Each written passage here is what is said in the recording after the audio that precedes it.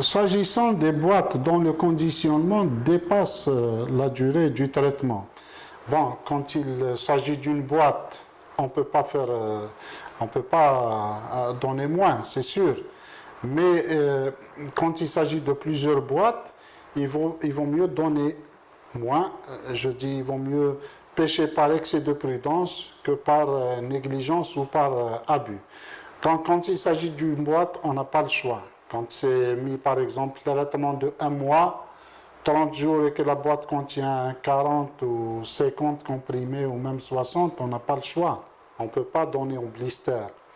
Mais quand c'est un traitement de longue durée, ou par exemple le nombre total de boîtes c'est 7, et que ça va dépasser et dépasser peut-être de beaucoup, il vaut mieux donner peut-être une boîte de moins que donner en plus. Le malade risque de se retrouver après plusieurs traitements avec un nombre excédent assez important.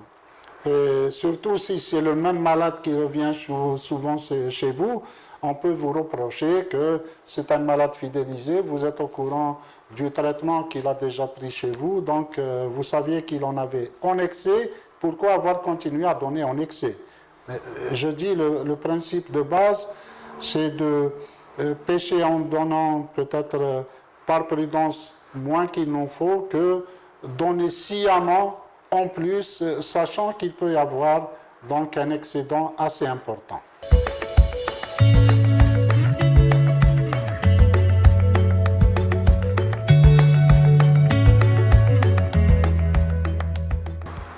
Alors là, par rapport à la numérotation, déjà, ce n'est pas le numéro d'ordre ni du médecin que nous inscrivons sur l'ordonnancier, ni le numéro de l'ordonnance.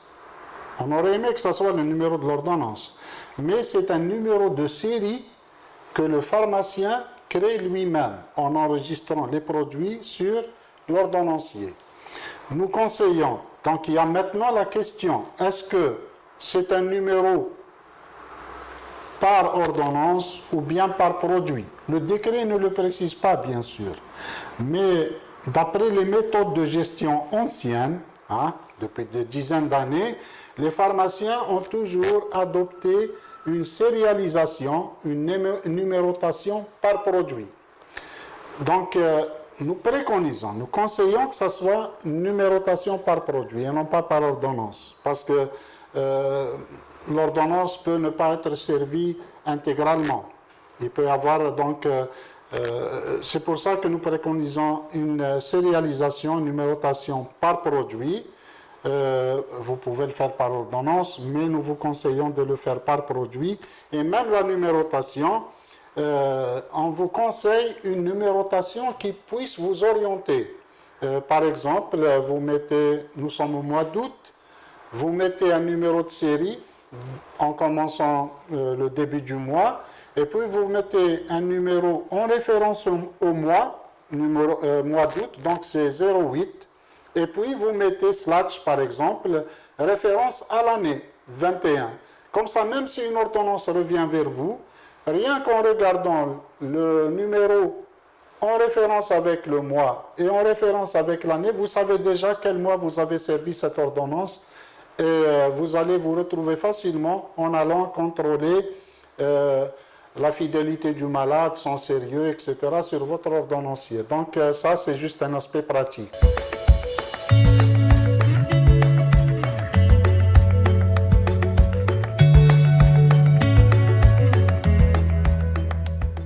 On a parlé de prescription en QSP, pas en nombre de boîtes. Le médecin doit prescrire en quantité suffisante pour. Il est précisé dans le décret, comme on l'a dit tout à l'heure, dans l'article 19, la durée du traitement. Ça, c'est la prescription. Le pharmacien, il donne en nombre de boîtes. Dans tous les cas, nous, on dispense en nombre de boîtes. Les boîtes sont par vignette, par PPA, etc.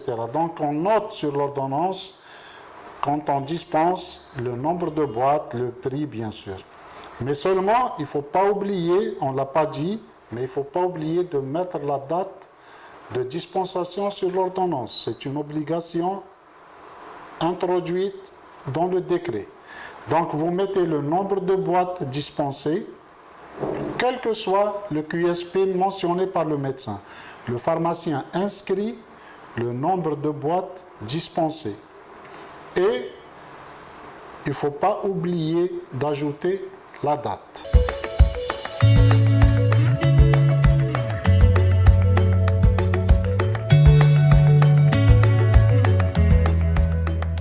Les ordonnances sont valables 3 mois. Seulement quand le patient se présente chez vous, ça dépend donc du moment au cours duquel il se présente au niveau de l'officine.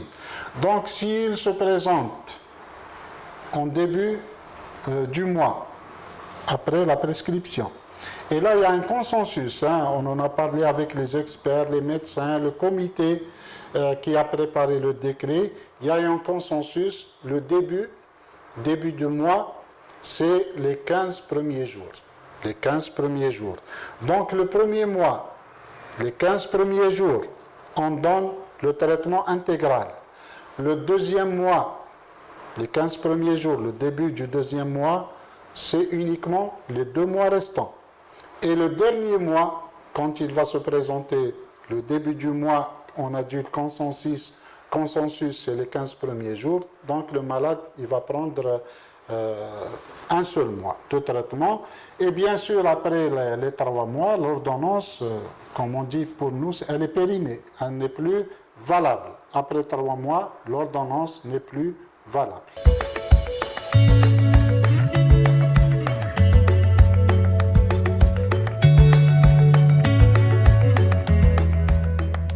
Bon, par rapport au numéro de série, le problème se pose actuellement. Les médecins sont un peu pris de court par manque de communication et d'information. Donc, certains ne sont pas préparés et ils n'ont pas encore procédé à l'impression des ordonnances avec numéro de série. Donc, il y en a certains qui le rajoutent à la main. À la main, nous déconseillons vivement d'honorer l'ordonnance. Il y en a qui ont acheté des colposteurs, peut-être on appelle ça comme ça. C'est des numéros, un cachet qui à chaque fois change de numéro. Là, si le médecin, vous le connaissez, vous faites confiance, vous êtes au courant que c'est lui qui fait ça, d'accord? Ça peut passer. Mais si vous ne connaissez pas, on vous conseille d'éviter, on vous déconseille de dispenser l'ordonnance parce que ce genre de numéro peut être ajouté par n'importe qui. Ça peut ne pas être le médecin. Donc, nous préconisons toujours la prudence en matière de dispensation des psychotropes.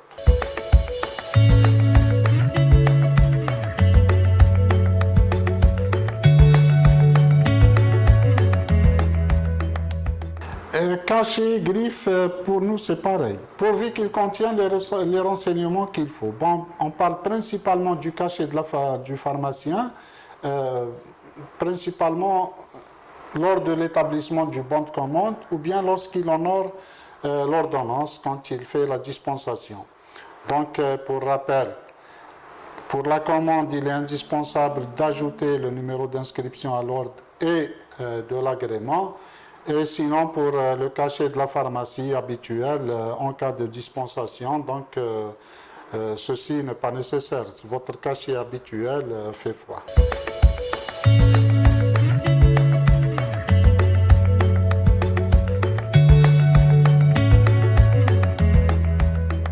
Ça n'a pas été exigé que le cachet de l'officine, lors de la dispensation, doit contenir le numéro d'inscription à l'ordre ou bien le numéro de l'agrément ou bien du registre de commerce. C'est précisé à la commande. À la commande, le pharmacien doit avoir sur son bon de commande le numéro d'inscription à l'ordre et le numéro de l'agrément et de préférence les avoir sur le cachet, de préférence.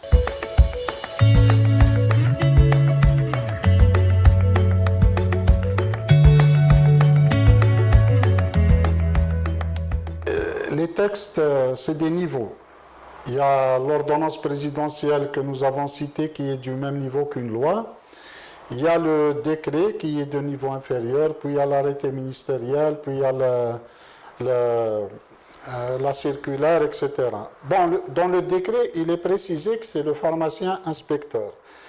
Mais on doit toujours se rappeler que la loi est au-dessus du décret et que la loi sanitaire 1811, elle a introduit officiellement la notion de praticien inspecteur de santé, quelle que soit la catégorie, dentiste, médecin ou pharmacien. C'est introduit dans la loi sanitaire. Donc même si dans le décret il y a pharmacien inspecteur, le praticien inspecteur, même s'il n'est pas pharmacien, par la force de la loi 1811, peut procéder à l'inspection.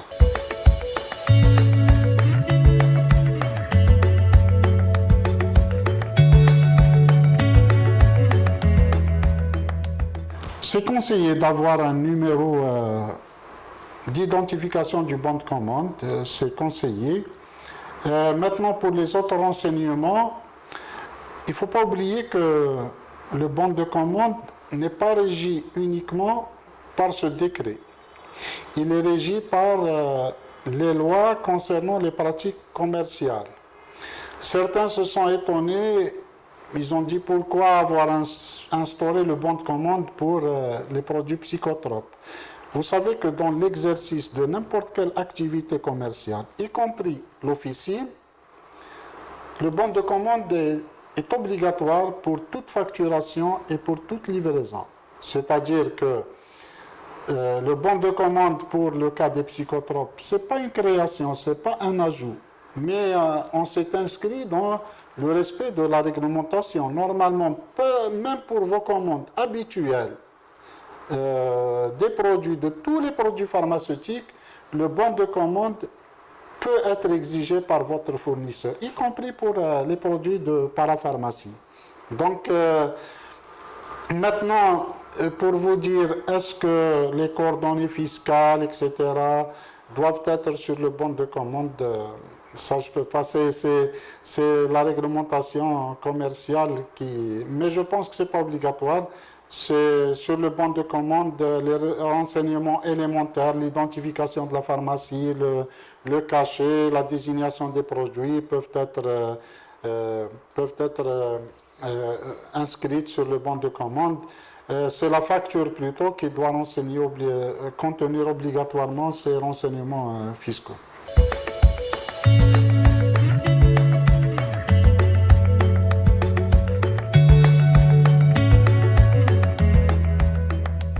Il est précisé que c'est le registre des ordonnances.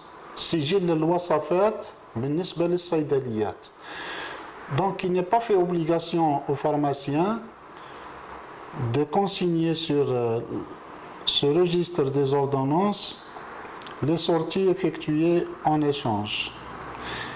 Pour principe, ce qui n'est pas précisé de manière claire comme obligation, nous ne conseillons pas de l'adopter ni de le faire. Peut-être que dans le cadre des échanges, on peut, sur le registre des entrées, inscrire les produits que nous avons reçus. Ça, nous le conseillons. C'est pour légaliser et justifier ces produits qui ne sont pas facturés, mais qui sont chez nous, qui sont dans l'armoire. En cas d'inspection, on peut vous dire, donnez-moi la facture de ce produit. Le seul justificatif, c'est le bon d'échange signé entre les pharmaciens.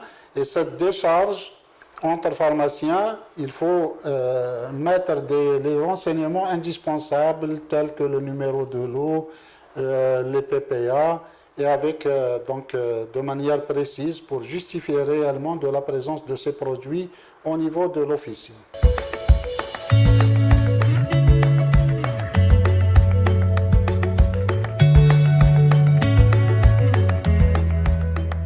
Pour l'inventaire, on préconise de le faire sur des feuilles spéciales que nous concevons comme notre inventaire habituel. Et nous ne conseillons pas de consigner l'inventaire sur le registre des entrées, mais conserver ces feuilles d'inventaire de manière soigneuse et ordonnée à notre niveau. Bien sûr, quand on transmet l'inventaire à la commission, il faut garder une trace, il faut garder une copie. Voilà. Et je tiens aussi à préciser que il se pourrait que par voie de circulaire ou de note, le ministère fasse des précisions par rapport à toutes ces questions et détails techniques qui n'ont pas été donc mentionnés ni précisés dans le décret. C'est fort possible face à tous ces détails qui n'ont pas été traités par le décret. Il se pourrait qu'il y ait une circulaire ou bien des notes qui expliquent toutes ces interrogations.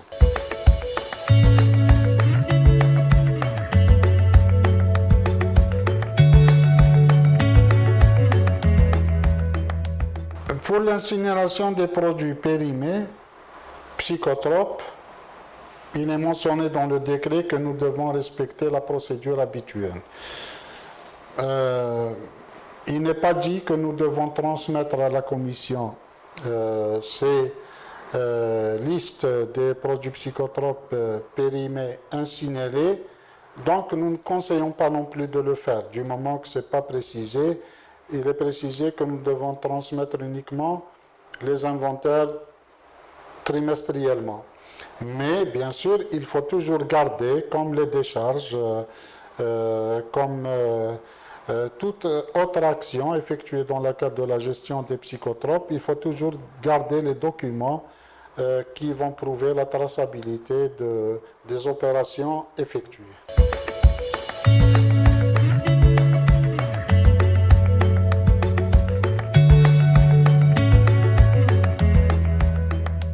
Le décret définit les responsabilités de chacun.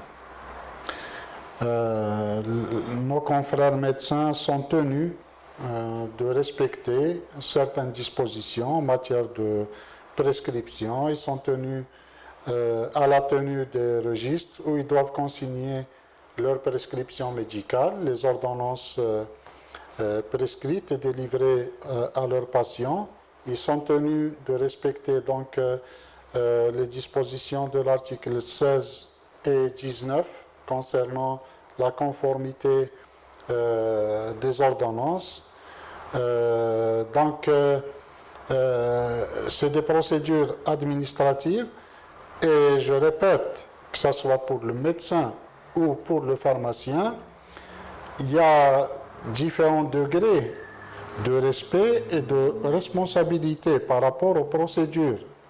Il faut faire la part des choses, il faut faire la différence entre le trafic et entre le non-respect des procédures de gestion et d'administration. Quand on est dans la complaisance, quand on est dans l'illicite et dans l'infraction par rapport aux dispositions de la loi 04-18, c'est la loi 04-18 qui s'applique. Donc l'ordonnance de complaisance, l'ordonnance fictive, la délivrance sans ordonnance, la facilitation d'obtention de ces produits de manière illégale, ça c'est la loi, c'est le pénal, c'est la loi 04-18. Mais concernant les procédures de gestion, de prescription, de dispensation, c'est un volet technique, c'est un volet administratif. Il n'y a pas de preuve de trafic, il n'y a pas participation, collaboration à un trafic, donc ça reste toujours un cadre de gestion professionnel, technique et administratif. Il n'y a pas donc d'aspect pénal dans ce cadre des dispositions du décret, mais toujours veiller en matière de dispensation à ce qu'on respecte les dispositions du décret, notamment la présence d'ordonnances conformes.